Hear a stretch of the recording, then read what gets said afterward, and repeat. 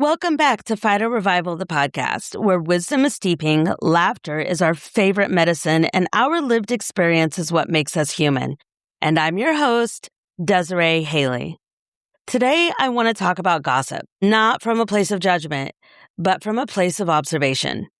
Because gossip is deeply woven into human behavior, whether we realize it or not. Most people have participated in it at some point. Sometimes intentionally and sometimes without even realizing it. And yet, very few people stop to ask, what is gossip actually doing to our nervous system? What is it doing to relationships? And bigger yet, what is it doing to our communities? And maybe more importantly, what emotional need is it feeding? In nature, when an ecosystem is healthy, information flows in ways that preserve balance. But when stress enters the environment, everything changes. Animals become hypervigilant, territories become reactive, competition increases, and then the noise increases too. And humans aren't really that different. A chronically stressed nervous system often seeks stimulation, bonding, certainty, or social positioning. And gossip can provide all four, but only temporarily. That's part of why it can become addictive. Researchers have actually been looking into this. Studies suggest that gossip can activate reward pathways in the brain, especially when it creates feelings of inclusion, validation, or perceived social advantage.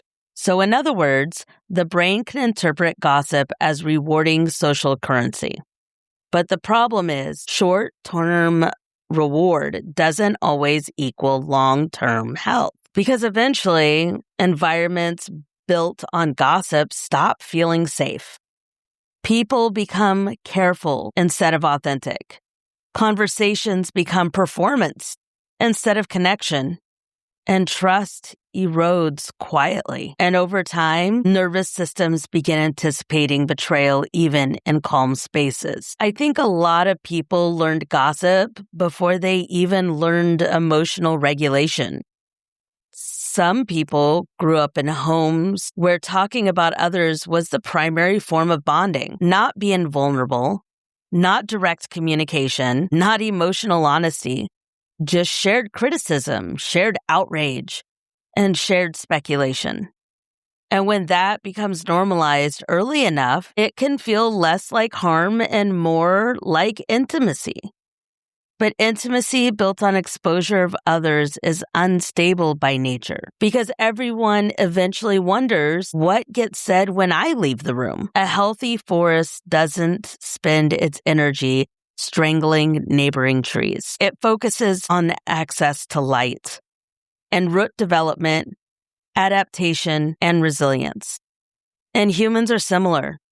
People who are deeply rooted in themselves usually don't need to constantly manage the social positioning of everyone around them. Then this episode isn't about becoming morally superior. It's about awareness, because all of us have moments where we vent, project, speculate, or seek connection in unhealthy ways. The question isn't, am I a bad person? The question is, what kind of environment am I helping create around me? Does my presence leave people feeling safer or smaller, more connected or more cautious?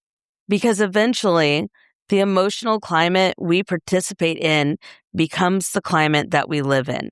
And maybe that's the thought to sit with next time. When people leave a conversation with me, do they leave feeling more understood or more unsafe? Because the emotional environments we participate in quietly shape the kind of world we wake up in every day. Until next time, stay curious, stay rooted, and remember, healing isn't just about what we consume.